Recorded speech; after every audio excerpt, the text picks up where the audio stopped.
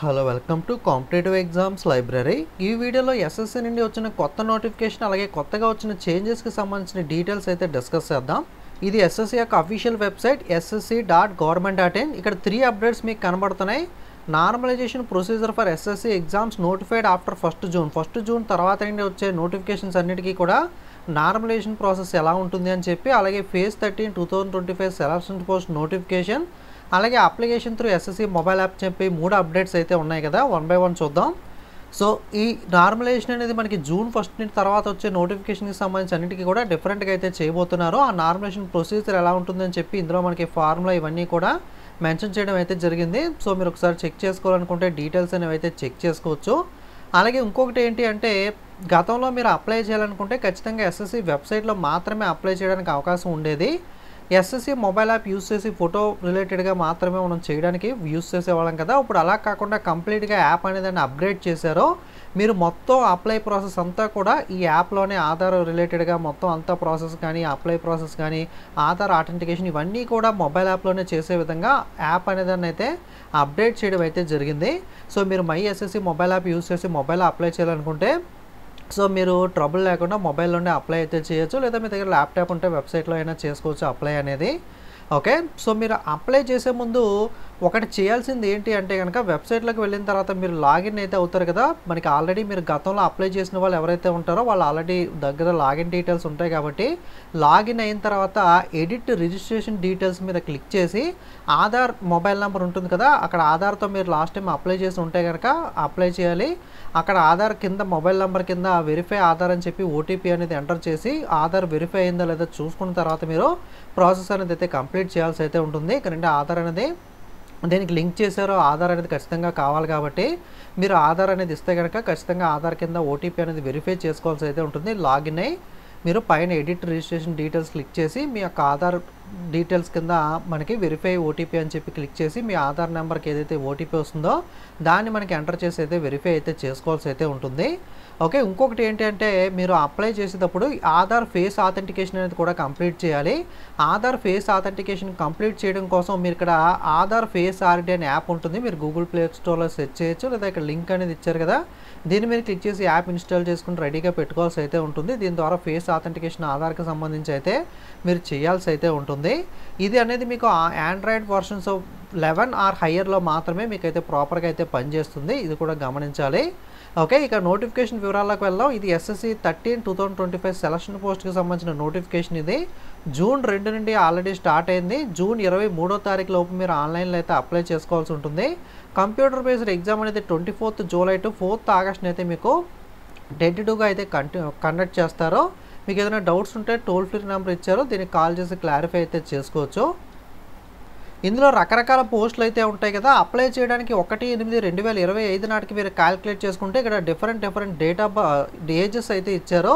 Okay, 18 నుండి 25, 18 నుండి 27, 18 నుండి 28, 18 నుండి 30, కొన్ని పోస్టులకి 18 నుండి 35, కొన్నిటికి 18 నుండి 42, 18 నుండి 37, 20 నుండి 25, 21 నుండి 25, 21 నుండి 27, 21 నుండి 28, 21 నుండి 30, 25 నుండి 30 సంవత్సరాల దాకా అప్లై చేసుకోవచ్చు. ఎస్సీ ఎస్టీ వాళ్ళు ఉంటే అదనంగా 5, ఓబీసీ నాన్ క్రిమినల్ ఉంటే అదనంగా 3 సంవత్సరాల దాకా కూడా అప్లై చేసుకోవచ్చు.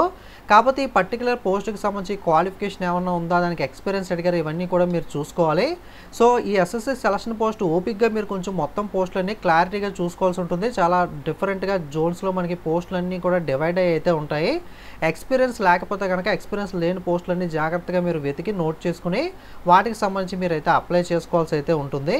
ఓకే, రిలాక్సేషన్ ఆల్రెడీ చెప్పుకున్నాం కదా, ఎస్సీ ఎస్టీ 5, ఓబీసీ 3, పీడబ్ల్యూ అయితే 10 సంవత్సరాల దాకా ఇందాక చెప్పుకున్న ఏజ్కి అదనంగా మీకు రిలాక్సేషన్ ఉంటుంది. ఫస్ట్ ఎక్స్పీరియన్స్లోని పోస్టులు అనేవి చెక్ చేసుకుని వాటికి సంబంధించి ఏజ్ ఉందా లేదా అని చెక్ చేసుకుని ఆ ఏజ్ మీకు సరిపోతుందా లేదా అని అయితే మీరు క్రాస్ వెరిఫై చేసుకుని అయితే అప్లై చేసుకోవాల్సి అయితే ఉంటుంది.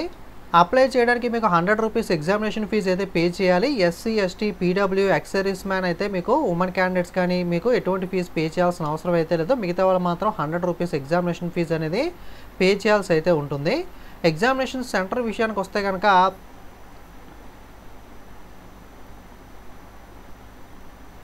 మనకి గుంటూరు, కాకినాడ, కర్నూలు, నెల్లూరు, ఒంగోలు, రాజమండ్రి, తిరుపతి, విజయవాడ, విశాఖపట్నం, విజయనగరంలో అయితే మనకి పరీక్షా కేంద్రాలు ఉంటాయి. తెలంగాణకు సంబంధించి హైదరాబాద్, కరీంనగర్, వరంగల్, కృష్ణగిరి, శ్రీకాకుళం, ఏలూరు అంటే ఇవి ఆంధ్రప్రదేశ్. సో మిక్స్ అయిపోయినాయి. సో ఈ ఎగ్జామ్ సెంటర్లో అయితే మనకి ఎగ్జామ్ అయితే కండక్ట్ చేయడం అయితే జరుగుతుంది. Examination process general intelligence, general awareness, quantity aptitude, English language మీద 25 ప్రశ్నలు అయితే అడుగుతారు. 25 క్వశ్చన్స్కి ఈచ్ క్వశ్చన్ 2 మార్క్స్.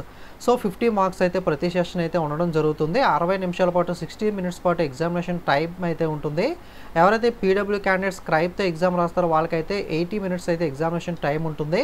ప్రతి క్వశ్చన్కి కూడా 2 మార్క్స్ కాబట్టి నెగిటివ్ మార్కింగ్ అనేది 0.50 అయితే ఉంటుంది. పేపర్ ఇంగ్లీష్, హిందీ లాంగ్వేజ్లో మాత్రమే మీకు ఇవ్వడం అయితే జరుగుతుంది. సో సిలబస్లో ఏమేమి చదువుకోవాలి, జనరల్ ఇంటెలిజెన్స్లో, అవేర్నెస్లో, క్వాంటిటీ యాప్టిట్యూడ్లో, ఇంగ్లీష్లో అని చెప్పి డీటెయిల్గా అయితే ఇచ్చారు. మీరు ఒకసారి చెక్ చేయొచ్చు. హయ్యర్ సెకండరీ లెవెల్ 10+2కి సంబంధించి సిలబస్ ఏముంటుంది, ఓకే, అలాగే గ్రాడ్యుయేట్ లెవెల్కి సంబంధించి సిలబస్ ఏముంటుందని చెప్పి ఇక్కడ అన్ని డీటెయిల్గా ఇచ్చారు. ఒకసారి మీరు చెక్ చేయండి. మీకు 10th, ఇంటర్, డిగ్రీ ఇలా డిఫరెంట్ క్వాలిఫికేషన్తో మనకి డిఫరెంట్ ఏజ్కి సంబంధించి డిఫరెంట్ జాబ్స్ అయితే ఉంటాయి.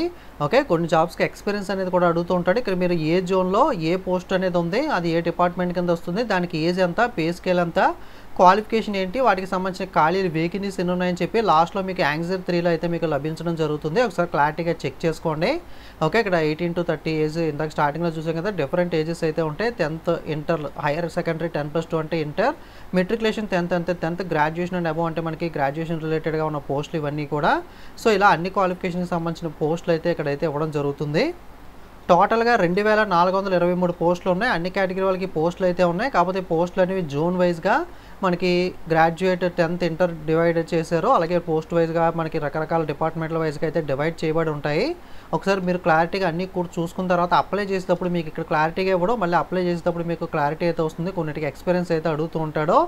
ఓపిక్గా మీకు ఏ జోన్లో ఎక్స్పీరియన్స్ లేనికి సంబంధించిన జాబ్స్ అనేవి ఉన్నాయి. మీ కేటగిరీలో కొన్ని జాబ్స్ అనేవి మీ జోన్లో మీ కేటగిరీలో ఉండకపోవచ్చు. అలా మీ కేటగిరీలో జాబ్స్ ఎక్కడ ఉన్నాయి ఇవన్నీ కూడా ఓపిక్గా మీరు ఇవన్నీ కూడా చూసుకుని, ఎందుకంటే ఒక్కొక్కరు ఒక్కొక్క కేటగిరీ పీపుల్ ఉంటారు కాబట్టి, ఒక్కొక్కరు 10th ఉంటారు, కొంతమంది ఇంటర్, కొంతమంది డిగ్రీ ఉంటారు కాబట్టి నేను అన్ని ప్రతిదీ కూడా డివైడ్ చేసి చెప్పడం కష్టం కాబట్టి ప్రతిదీ డీటెయిల్గా చెప్పట్లేదు.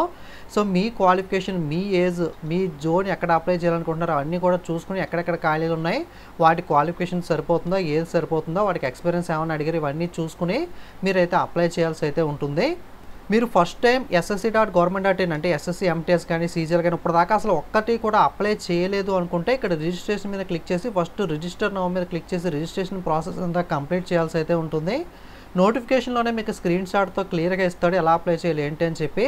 లేదు మీరు ఆల్రెడీ గతంలో అప్లై చేశారు ఎస్ఎస్సి, సీజీఎల్కో, ఎంటీఎస్కో ఏదైనా జాబ్కి అప్లై చేసి ఉంటే డైరెక్ట్గా మీ దగ్గర రిజిస్ట్రేషన్ నెంబర్, పాస్వర్డ్ ఉంటుంది కాబట్టి దాని మీద క్లిక్ చేసి క్యాప్చా ఎంట్రీస్ లాగిన్ అయిపోయి ఎస్ఎస్సి ఫేజ్ 13కి సంబంధించిన లింక్ ఉంటుంది, దాని మీద క్లిక్ చేసి అప్లై ప్రాసెస్ అనేది మీరు కంప్లీట్ చేసేయచ్చు.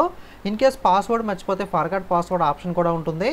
ఓకే, దీని ద్వారా మీరు ఆ పాస్వర్డ్ అనేది అయితే రికవర్ అయితే చేసుకోవచ్చు. ఓకే, మిస్టేక్స్ చేయకండి. నోటిఫికేషన్ క్లారిటీగా ఫుల్గా చెక్ చేసుకున్న తర్వాత సో మీకు తెలియకపోతే ఎవరైనా తెలిసిన ఫ్రెండ్స్ దగ్గరికి వెళ్ళి అప్లై చేసుకోండి. మీరు యాప్ ఇన్స్టాల్ చేసుకుని యాప్లో అప్లై చేయొచ్చు, లేదా వెబ్సైట్లో కూడా అప్లై అయితే చేయొచ్చు. ఆధార్ వెరిఫికేషన్ కానీ ఆధార్ ఓటీపీ వెరిఫికేషన్ ఇవన్నీ కూడా కంప్లీట్ చేయాలి.